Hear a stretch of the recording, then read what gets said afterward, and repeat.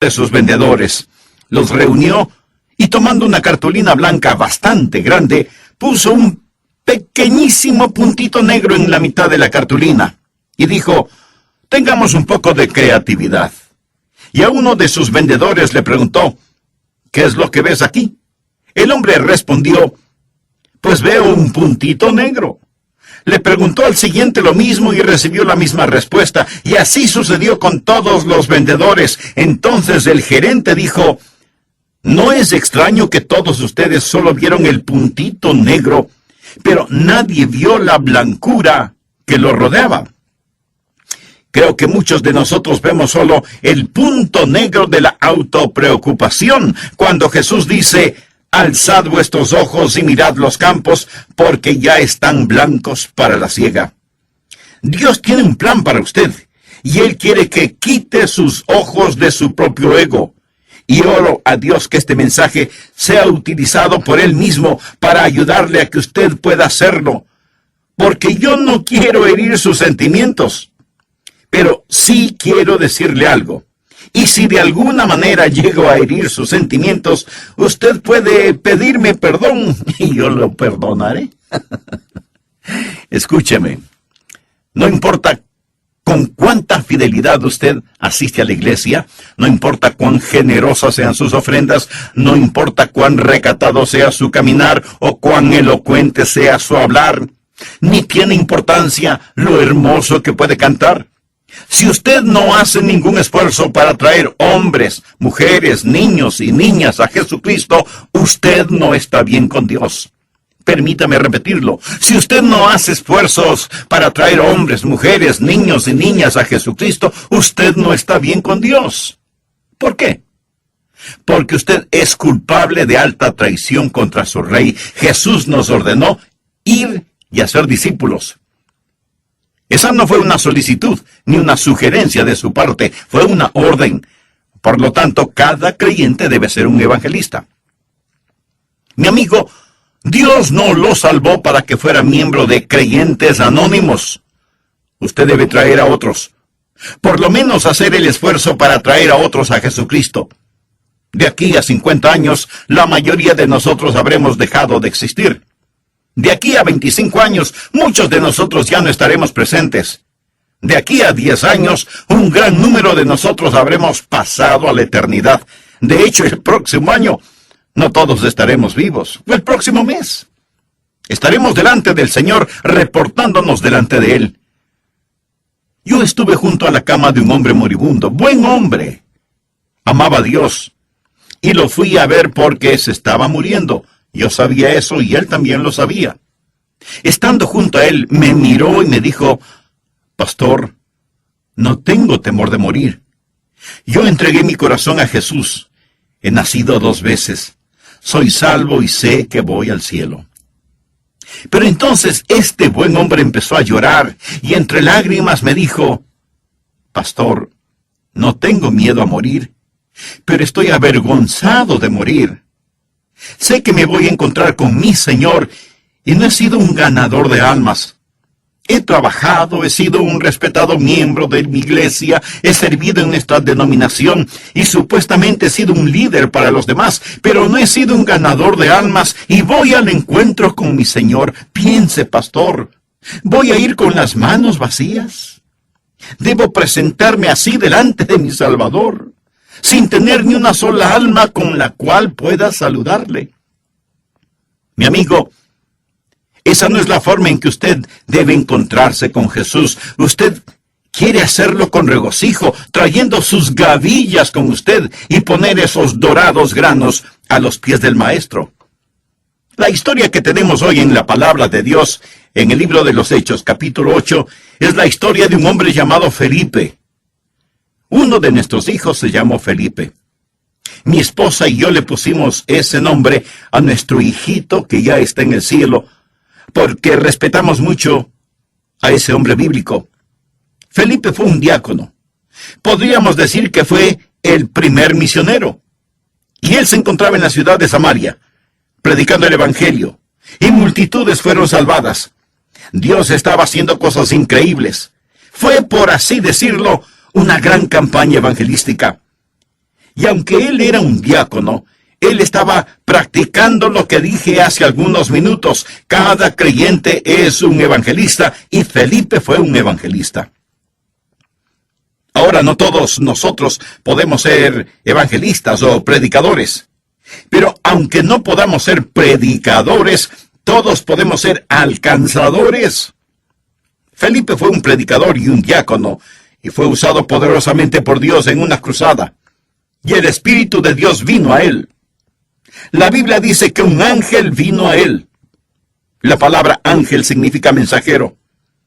Yo no sé cómo Dios le hizo llegar el mensaje, si literalmente fue un ángel o no, o si el Espíritu de Dios le habló por intermedio de algún individuo quien le dijo: mira, Felipe, sé que estamos teniendo un gran avivamiento aquí en Samaria, pero quiero que te vayas a Gaza, al desierto. Ya descubrirás por qué. Bien, leamos Hechos capítulo 8, versículo 26. Un ángel del Señor habló a Felipe diciendo: levántate y ve hacia el sur, por el camino que desciende de Jerusalén a Gaza, el cual es desierto. En otras palabras, Felipe debía abandonar la zona montañosa, dejar la campaña de avivamiento y dirigirse hacia el desierto. Continuemos leyendo. Entonces, él se levantó y fue. Y sucedió que un etíope, eunuco, funcionario de Candace, reina de los etíopes, el cual estaba sobre todos sus tesoros. Este hombre era el secretario del tesoro, no era un hombre ordinario, era un miembro de alta jerarquía en el gobierno de Etiopía. Había venido a Jerusalén a adorar, y volvía sentado en su carro y leyendo al profeta Isaías. Y el Espíritu dijo a Felipe: acércate y júntate a ese carro. Acudiendo a Felipe, le oyó que leía al profeta Isaías, y dijo: ¿pero entiendes lo que lees? Él dijo: ¿y cómo podré si alguno no me enseñare? Y rogó a Felipe que subiese y se sentara con él. El pasaje de la Escritura que leía era este: como oveja a la muerte fue llevado, y como cordero mudo delante del que lo trasquila, así no abrió su boca. En su humillación no se le hizo justicia, mas su generación, ¿quién la contará? Porque fue quitado de la tierra su vida. Respondiendo el eunuco, dijo a Felipe: te ruego que me digas, ¿de quién dice el profeta esto? ¿De sí mismo o de algún otro? Ahora notemos el versículo 35, que es el versículo clave. Entonces Felipe, abriendo su boca y comenzando desde esta escritura, le anunció el evangelio de Jesús. Más tarde veremos que este etíope vino a Cristo, fue salvado, y yo estoy convencido que él fue el instrumento para abrir África del Norte al evangelio de nuestro Señor y Salvador Jesucristo. Ahora aquí tenemos esta historia que es más que una simple historia. Tenemos el modelo que muestra cómo Dios puede usarle a usted. Escúcheme atentamente, por favor. Dios nunca deja sin usar un vaso limpio, una vida rendida completamente a Él. ¿Desearía usted ser usado por Dios? ¿Le gustaría ser su testigo? ¿Le complacería ser un evangelista? ¿Le agradaría encontrarse con Jesús trayendo sus gavillas con usted? ¿Desearía regocijarse en esta vida y en el mundo por venir? Sé que sus respuestas a estas preguntas son positivas, entonces permítame compartir con usted algunas cosas para que pueda lograrlo. Primero, sea sensitivo a la dirección del Espíritu. Estamos hablando acerca de seguir a Jesucristo. Ahora, si Cristo está guiando, pero usted no está escuchando, entonces usted está en dificultades. Desde el punto de vista humano, lo que el Espíritu Santo le dijo a Felipe que haga realmente no tiene ningún sentido. Felipe se encontraba en un increíble avivamiento en Samaria y Dios le dice que abandone Samaria y se vaya a Gaza. Déjeme decirle algunas cosas. Por lo menos 3 cosas acerca de la dirección del Espíritu a las cuales usted debe ser muy sensitivo. Necesita entender que los caminos de Dios a menudo son inexplicables. Dios no le dijo a Felipe: quiero que vayas al desierto. encontrarás una oportunidad sobre ruedas. Hay un hombre muy importante que quiero que conozcas allá. Dios simplemente le dijo, ve allá. Y esto fue como si Felipe recibiera órdenes selladas. Esto no quiere decir que usted debe ir de aquí para allá en forma indecisa, sino que debe ser lo suficientemente sensitivo si es que el Santo Espíritu de Dios le dice que vaya. ¿Irá usted? Verá, la obediencia perfecta no necesita el saber por qué. Cuando yo llegué a la Iglesia Bautista Bellevue, hace ya muchos años, francamente yo no sabía por qué. Estaba en la Florida, era pastor en una iglesia en Cabo Kennedy. Dios nos estaba bendiciendo, la iglesia crecía, yo me sentía feliz, ellos me amaban, yo les amaba, y así nos bendecía Dios. Había estado allí por 8 años, cuando el comité de púlpito de la iglesia Bellevue empezó a conversar conmigo acerca de la posibilidad de venir acá. Puse el asunto en oración, hice ayunos, busqué la voluntad de Dios. Yo no tenía nada en contra de Memphis. De hecho, no sabía mucho sobre Memphis en Tennessee. Lo único que supe acerca de este lugar fue cuando miré un mapa. Parecía un lugar que Dios puso para tener al mundo unido con tanta tierra disponible. Pero no podía sacar de mi espíritu el hecho de que Dios quería que viniera. Ahora, mirando hacia atrás, puedo entender con más claridad por qué Dios quería que viniera, de lo que podría entender mirando sobre el horizonte. Nosotros no vemos la voluntad de Dios mirando sobre el horizonte, vemos la voluntad de Dios al mirar hacia atrás sobre nuestro hombro y decir, hasta aquí Dios nos ha guiado. Creo que todos nosotros podemos decir eso. Los caminos de Dios a menudo son inexplicables, y también los caminos de Dios a menudo son inesperados.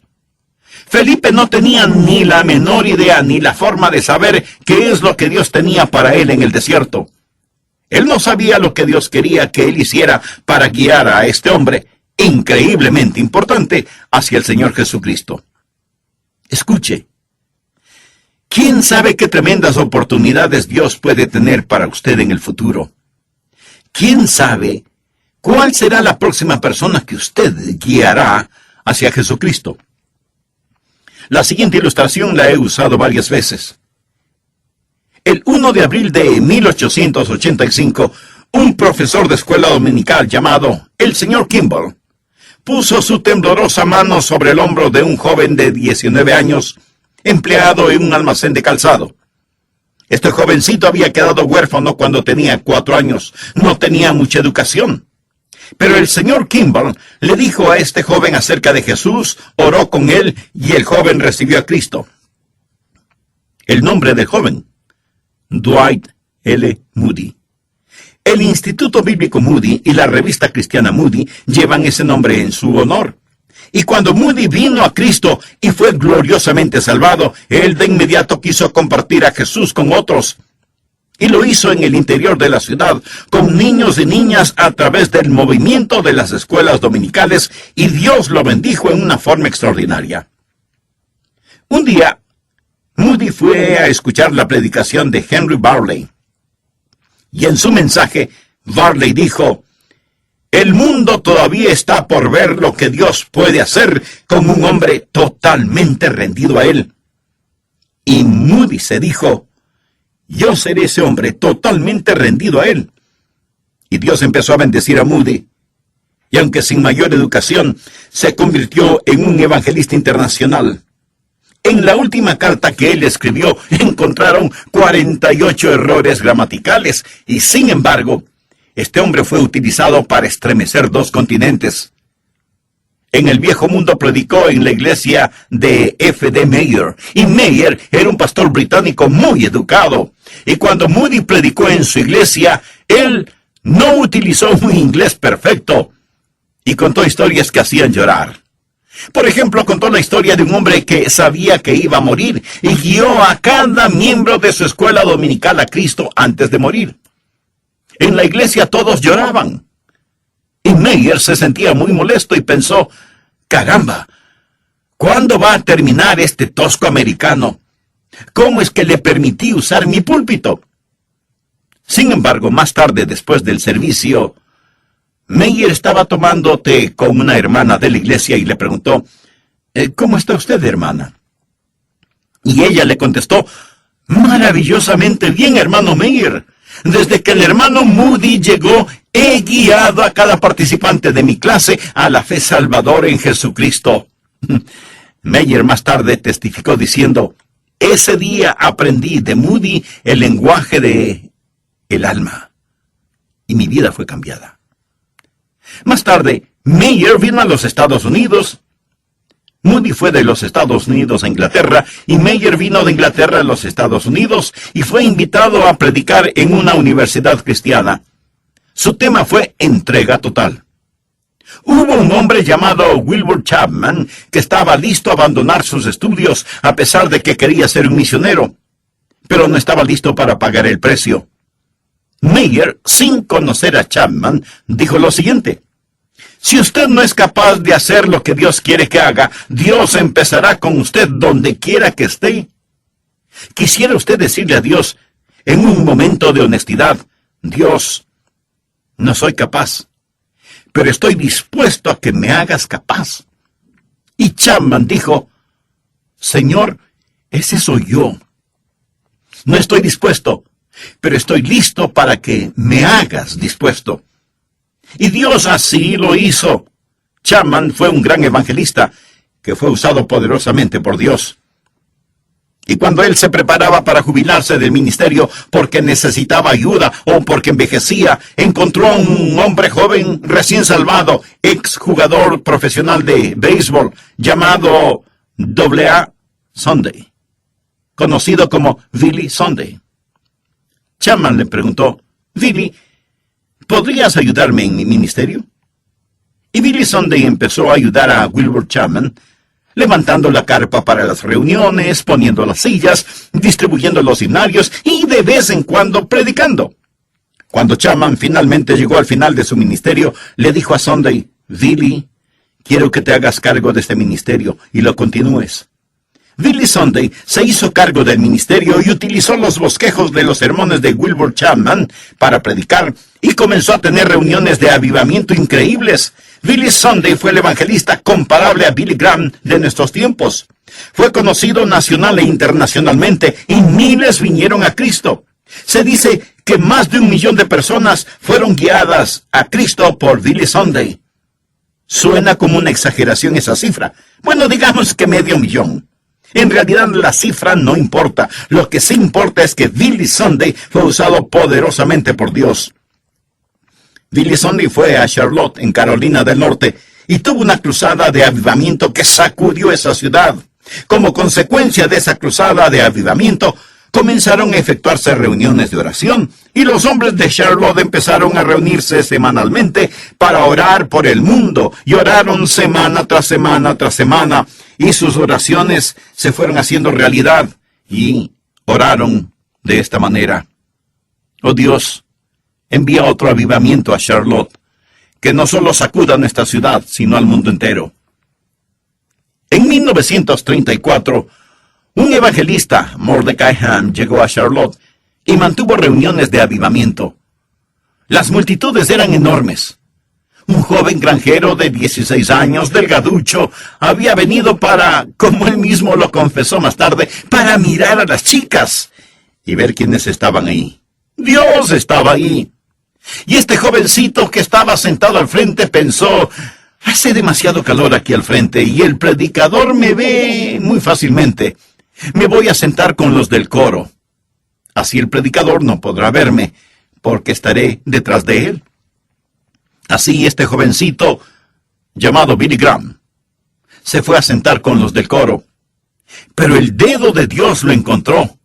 Y esa noche Billy Graham entregó su corazón al Señor Jesús y ha sido utilizado por Dios, como usted muy bien lo sabe, como ningún otro hombre en la historia, trayendo almas a los pies de Jesucristo.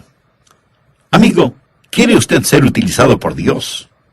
Pues primero tiene que arrepentirse de sus pecados y por fe recibir al Señor Jesucristo como Salvador y Señor. Muy sinceros saludos para todos ustedes, amigos de El Amor que Vale. Estoy compartiendo con usted el tema Todo creyente un evangelista. ¿Sabe usted del enorme potencial espiritual de una persona que usted trae a Jesucristo? En la historia de Felipe y el etíope eunuco, ese hombre, el etíope, estoy seguro que fue usado por Dios para abrir África del Norte para el Evangelio. ¿Qué nos dice esa historia a nosotros? Nos dice que necesitamos ser sensitivos a la dirección del Espíritu Santo, que debemos dejar que el Espíritu Santo de Dios nos guíe. Ahora déjeme decirle cómo trabaja el Espíritu Santo, cómo el Espíritu Santo opera. Primero, el Espíritu de Dios encuentra un hombre o una mujer cuyo corazón está abierto al Evangelio de Jesucristo. ¿Estuvo ese hombre listo? Evidentemente estaba listo. La Biblia dice que el etíope había estado en Jerusalén para adorar. Estaba buscando a Dios. Él había estado en la ciudad más religiosa sobre la faz de la tierra, pero los pozos de la religión estaban secos, y él regresaba religioso, pero perdido. Él tenía una porción del Antiguo Testamento. Tenía uno de los libros más extraordinarios del Antiguo Testamento en sus manos. Estaba leyendo Isaías 53, lo que yo llamo el Evangelio de Isaías. En otras palabras, el tiempo era propicio. No solo leía Isaías 53, sino que llegó al núcleo de ese capítulo que habla de la crucifixión del Señor Jesucristo, llevado como un cordero al matadero, y como un cordero no abrió su boca. En ese preciso momento, Felipe lo encontró. ¿Piensa que esto fue accidental? Dios trabaja en una persona hasta que esa persona está lista y madura. Entonces Dios trabaja en otra persona y le dice: tú eres mi elegido. Tengo a una persona aquí que está lista. Alguien con un corazón tierno, con hambre espiritual, con necesidades. Puedes venir desde Samaria. Ven aquí, a Gaza, en el desierto. Quiero que ustedes estén juntos. Dios trabaja en el pecador y Dios trabaja en el ganador de almas, y cuando somos sensitivos a la dirección del Espíritu, Dios nos junta. Jesús dijo: me es necesario ir por Samaria. ¿Por qué Jesús en este viaje vio la necesidad de ir por Samaria? Por causa de la mujer junto al pozo. Esa fue una cita divina. Jesús tomó el camino que la mayoría de personas no tomaría, se encontró con la mujer y le dio el agua de vida eterna. Cornelio y Simón Pedro. Dios trabajó en Simón Pedro y le dijo: Simón, tienes que dejar tu prejuicio racial. Hay un gentil al que necesitas testificar. Dios trabajó en ese gentil llamado Cornelio y le dijo: voy a enviar a alguien para que te diga cómo ser salvo. Y entonces, por alquimia divina, Dios los juntó. Ahora, ¿qué significa eso? Cuando usted es sensitivo a la dirección del Espíritu, Dios le guiará hacia alguien que necesita a Jesús. Aquellos que son estudiantes, mañana encontrarán a algún estudiante. Si usted es sensitivo, tal vez Dios está preparando a algún estudiante para que usted le testifique.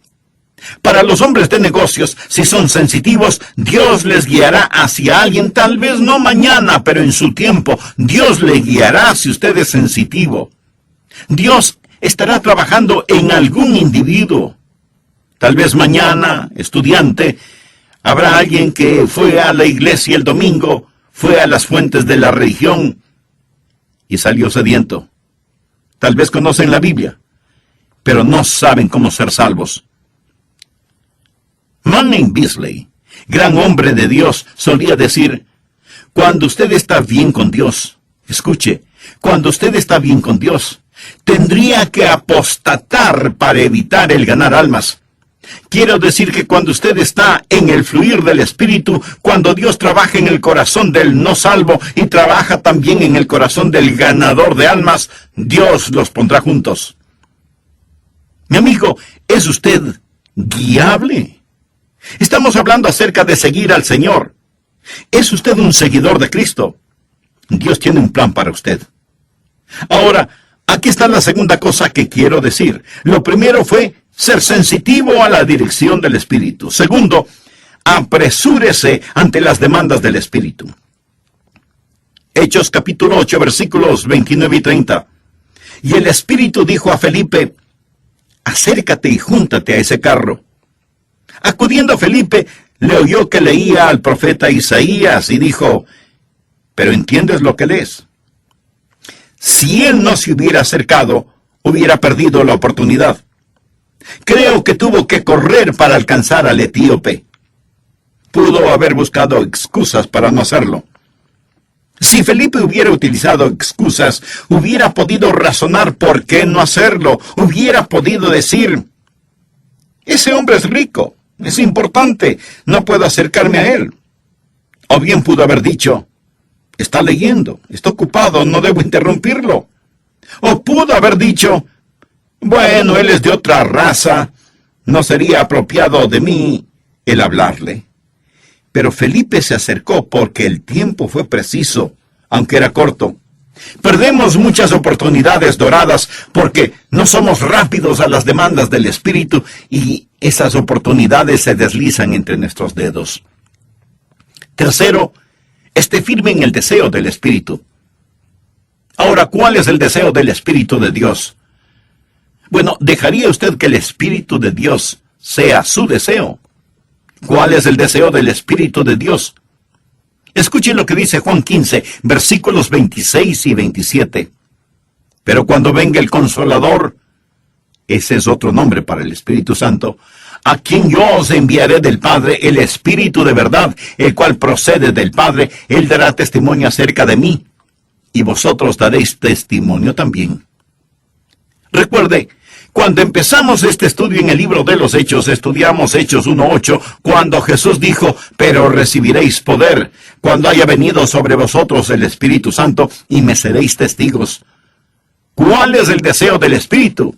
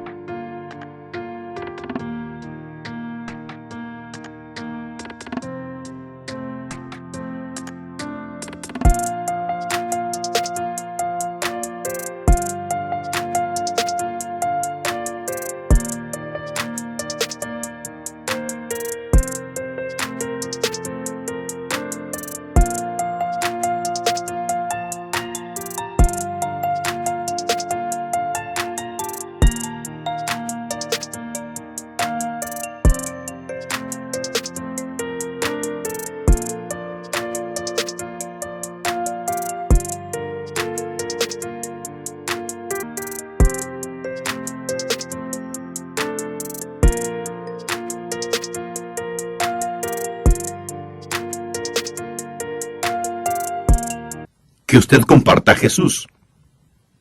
Miremos otra vez Hechos 8, versículo 30. Acudiendo a Felipe, le oyó que leía al profeta Isaías y dijo: ¿pero entiendes lo que lees? Él dijo: ¿y cómo podré si alguno no me enseñare? Y rogó a Felipe que subiese y se sentara con él. El pasaje de la Escritura que leía era este: como oveja a la muerte fue llevado, y como cordero mudo delante del que lo trasquila, así no abrió su boca. En su humillación no se le hizo justicia, mas su generación, ¿quién la contará? Porque fue quitada de la tierra su vida. Respondiéndole eunuco, dijo a Felipe: te ruego que me digas, ¿de quién dice el profeta esto? ¿De sí mismo o de algún otro? El versículo clave es el 35. Entonces Felipe, abriendo su boca y comenzando desde esta escritura, le anunció el Evangelio de Jesús. ¿Cuál es el deseo del Espíritu? ¿Cuál es el trabajo del Espíritu? El que compartamos a Jesús.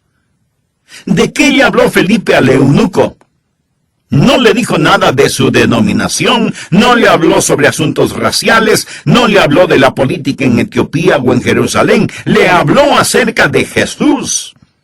Ese es el mensaje que necesitamos hoy, hablar de Jesucristo.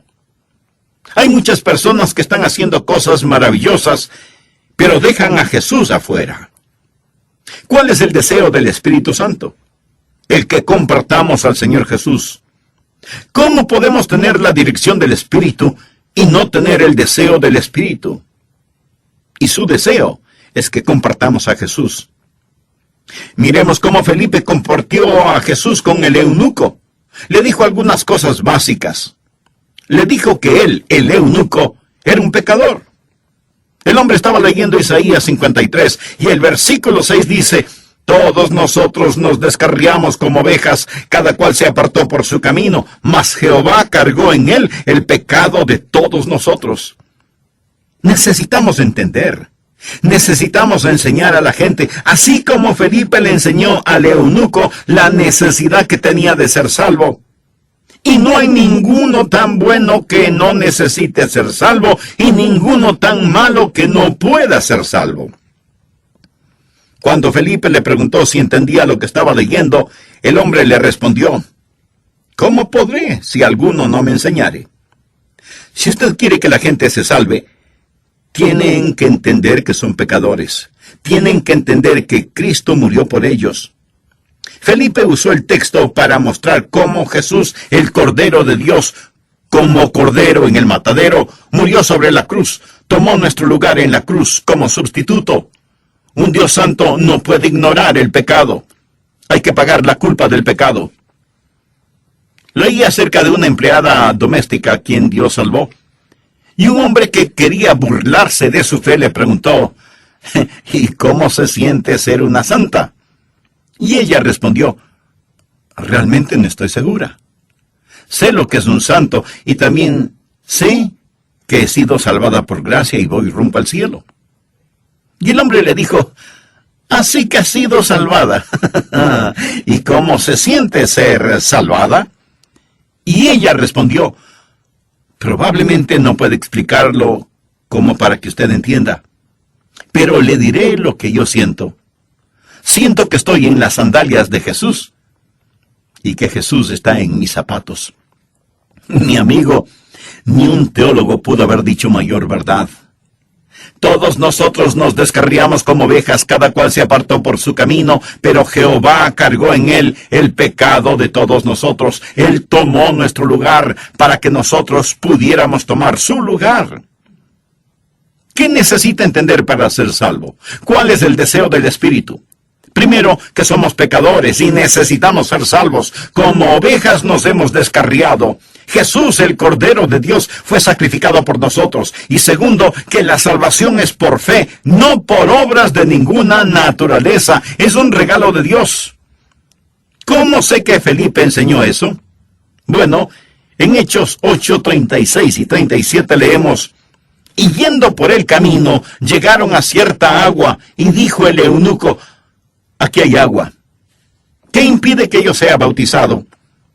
Y Felipe dijo: si crees de todo corazón, bien puedes. Hay que tener el bautismo del creyente. No bautismo antes de creer, sino el bautismo del creyente. No es un bautismo el que salva, sino bautismo que, como lo voy a demostrar en un momento, es una ilustración y demostración de su salvación. Note lo que Felipe le dijo: debes creer con todo tu corazón y entonces serás salvo. La salvación es por la gracia, por medio de la fe. Hay un himno que dice: maravillosa gracia. Nada depende de usted, todo es de Dios. ¿Lo entiende? Eso es gracia. En Romanos 11:6 leemos: y si por gracia, ya no es por obras. De otra manera, la gracia ya no es gracia, y si por obras, ya no es gracia. De otra manera, la obra ya no es obra. Eso tiene sentido si usted no lee ese versículo. En el plan de Dios, o es la gracia, o son las obras.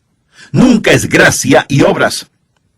Si usted estuviera colgando sobre un profundo precipicio, al fondo del cual hay cortantes rocas, y hay una cadena que tiene fuertes eslabones de acero, pero un eslabón es de papel crepé, ¿cuán seguro se sentiría usted sujetándose a esa cadena?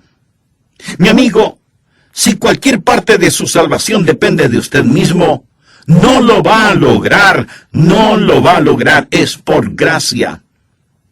¿Qué es lo que Felipe le dijo al eunuco? que era un pecador y que Cristo murió por él. Que si él ponía su fe en donde Dios puso sus pecados, él sería salvo.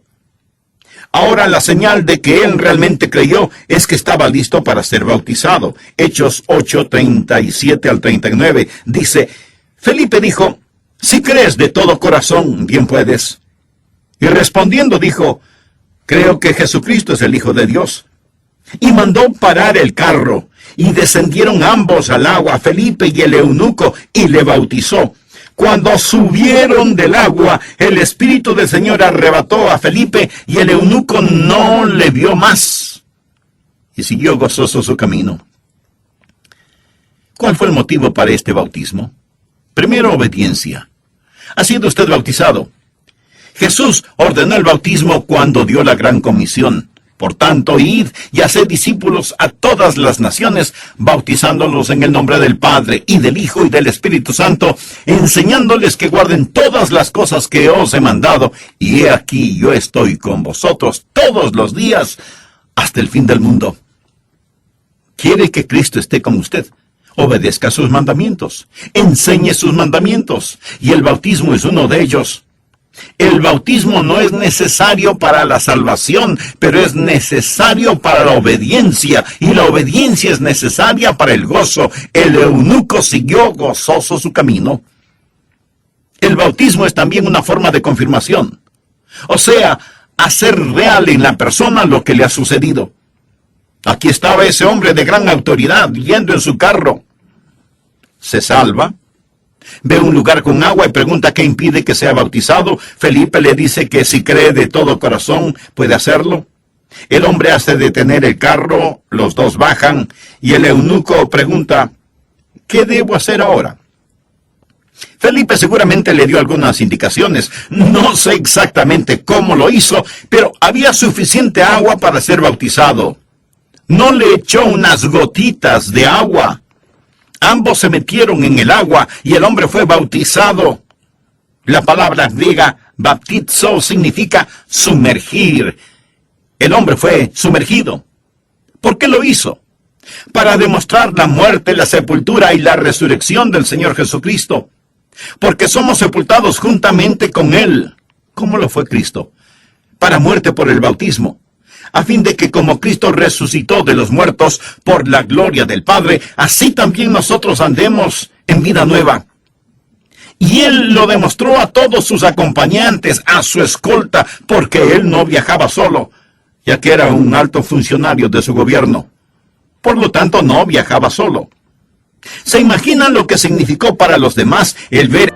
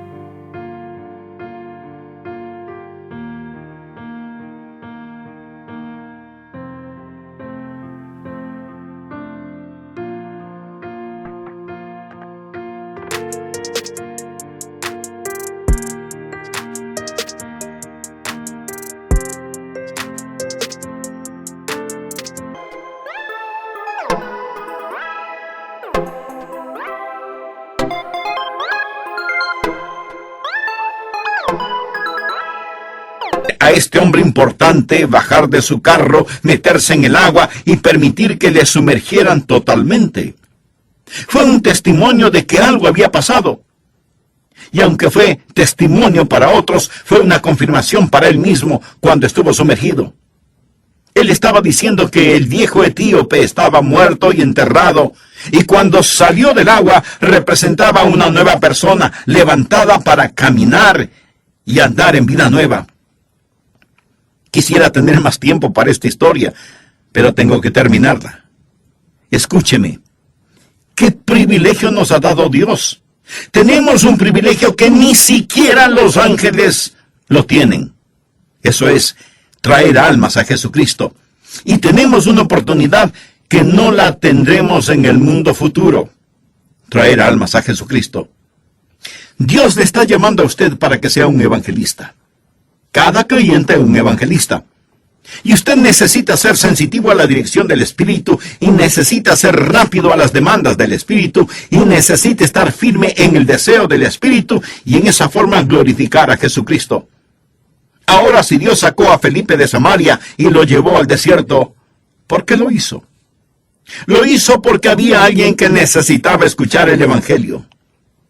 Soy lo suficientemente osado como para decir que usted no me está escuchando por accidente. Dios puso este mensaje en mi corazón porque oré al prepararlo, y Dios lo tiene a usted escuchándolo. ¿Sabe por qué? Porque Dios le ama. Él quiere que usted se salve. Dios está trabajando en su corazón. Amigo, no siente hambre en su corazón. Es el Espíritu Santo de Dios trabajando en usted.